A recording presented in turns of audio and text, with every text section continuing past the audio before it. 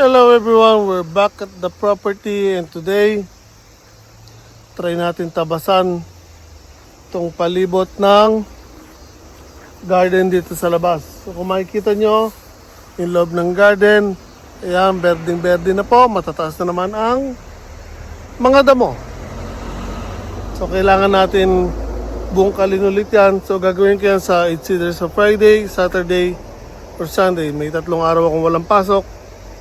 And bubungkalin natin yan. So bago natin bungkalin yan, tatabasan ko muna itong paligid. So kalalabas ko lang from work. So kahit isang oras, gawa po tayo ng konti dito sa farm. Ay yung 2 kong grass cutter, isang tanse para sa mga damo lang, and isang blade para sa mga matataba na mga damo. So ayos lang ako. And magtatabas tayo guys.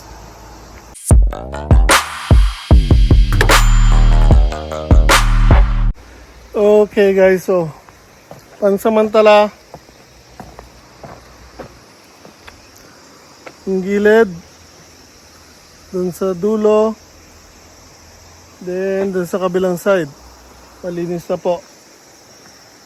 Ito pag maaga ako nakalabas bukas from work, ito naman harapan ng tatabasan natin.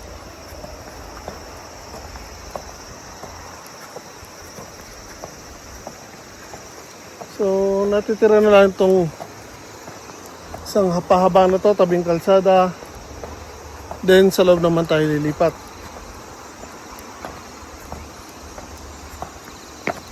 So yan o, malinis na po yung side sa dulo and doon sa kabilang side. Hapon na rin, dumidilim na actually.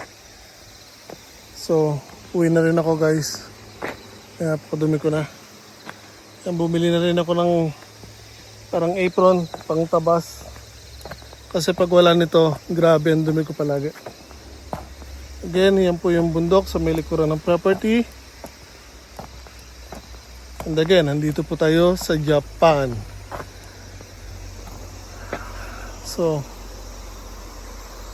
ayan guys, ang garden natin 1 month na hindi nagalaw after natin soil till dati. So 1 buwan na po actually nakaraan. So ganyan po ang itsura after 1 month and kapag ilang beses na umulan. Kapal na po ng damo. So again, papadaanan ulit natin ang traktora yan. Friday, Saturday, or Sunday, kung alin doon.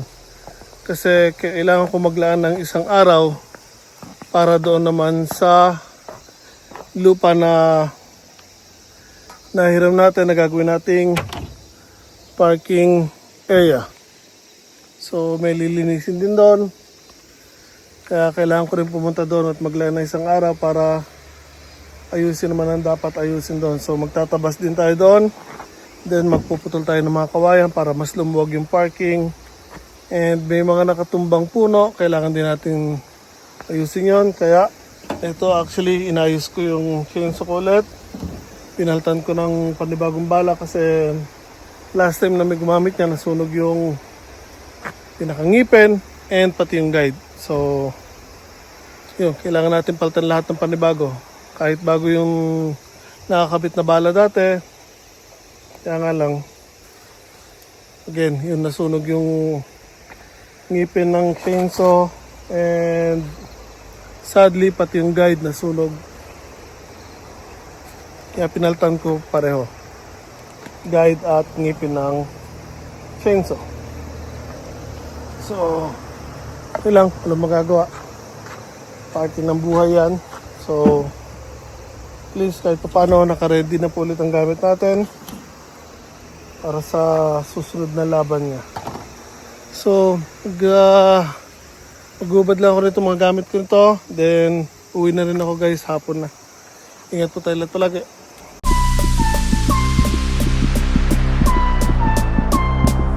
Hello guys, so following day na po.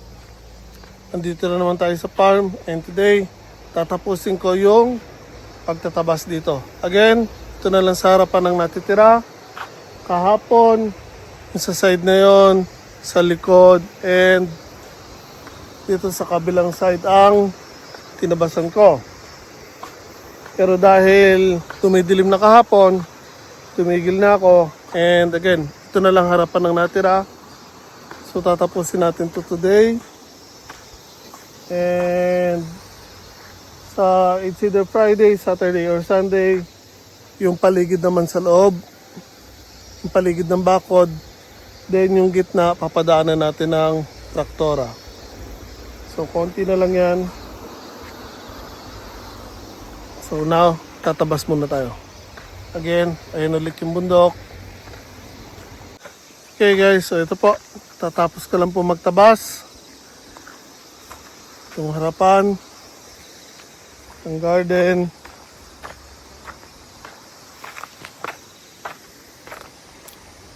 Ayan po, malinis na. And pati sa harapan ng property, pinabasan ko na rin. Ayan papasok. And itong mismong harapan.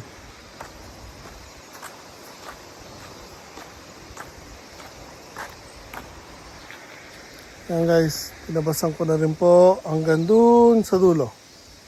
So kung makikita nyo, may mga kalat sa labas.